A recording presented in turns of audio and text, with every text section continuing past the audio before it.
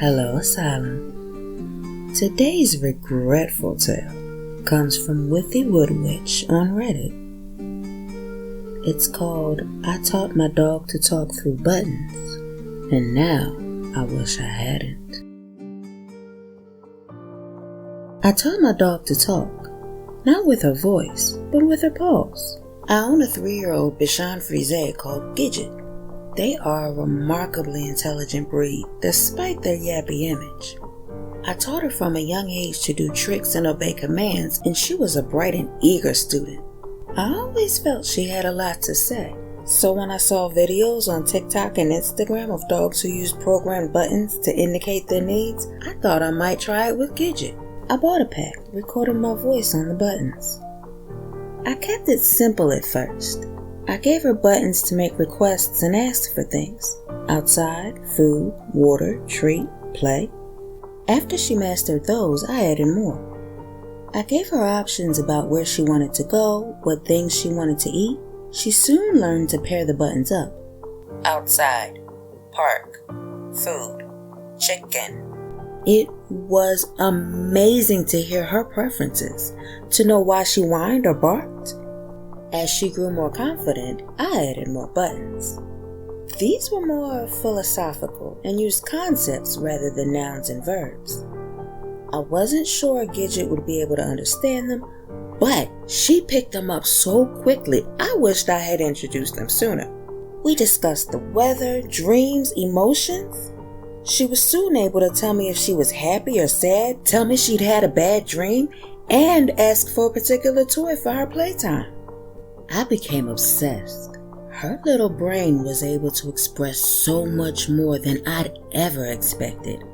I added more buttons. Soon, she was able to tell me her mood, ask pertinent questions with the why button, make decisions based on what I suggested.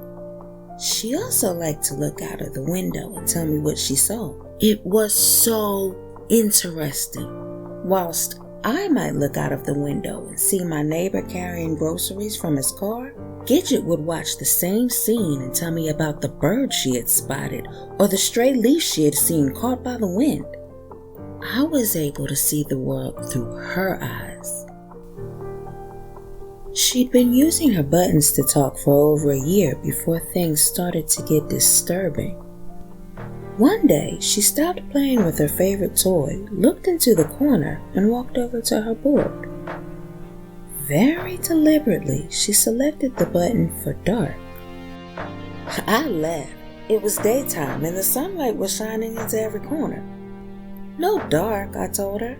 Light, it's daytime. No dark. I used the buttons to reinforce my message. No, dark, light, day. Gidget listened, but turned her little head back to the corner. After a few minutes, she came back to her board. Dark, she said again. I'm afraid I shrugged off her words and the message behind them. I may even have laughed. No dark, I said. Light. Gidget humored me. She was a very clever dog. Sometimes, whilst we played, she would stop and examine a random wall, hover by her word board, ready to tell me what she saw, but my previous reaction must have discouraged her. Time and again, she would stamp on the button for dark, and I would look at where she looked and deny it. I added more buttons, and with those buttons came more unease. Dark, stranger, no, cold. I'd stand where she looked to show her it was okay. She would whine and cry and hit the stranger button. It upset me a lot. After a while, Gidget stopped using her buttons. She regressed. She stopped asking outside and would whine at the door instead. She stopped asking food and would stand by her bowl and cry. I didn't know where I had gone wrong. I stood in the corner she hated more often, trying to understand why she hated it. It was cold there, colder than anywhere else in our home, but very welcoming. I found it soothing for some reason, but the more I stood there, the more she cried. It started to get annoying. It was just a stupid corner. I'm not sure what to do. Update. Gidget has regressed even more. She has started peeing in the house, which is incredibly frustrating. At first, I brushed it off. Then I took her to the vets. The vet said there was nothing physically wrong with her and said she seemed stressed. She's a dog. What has a dog got to be stressed about? I'm getting sick of cleaning up puddles of pee. I feel like I should punish her. Update 2. Gidget won't come near me now. I hold my hand out to coax her. She turns away. Idiot animal. I remember that I loved her once, but that was before I realized how useless she was. She won't even love me. The main reason I got a dog in the first place. I spent more time in my corner and watched the little fluffy beast cringe in her bed. The bed I bought her that she doesn't deserve. I'm watching her now. I've been staring at her for hours now, and she's done nothing except shake and cry. She used her buttons for the first time in ages earlier. Where? Mom, bye. Stupid creature. Can't you see I'm right here? Or is it too dark?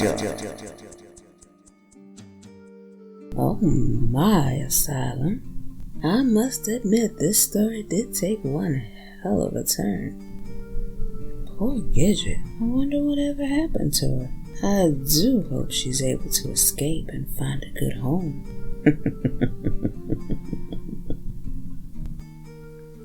Well, if you enjoyed listening to it and would like to hear more by Withy Wood Witch, I'll have her link in the description just waiting for you. And if you have a story that you would like narrated by me, don't hesitate to email me at justmygemini@gmail.com.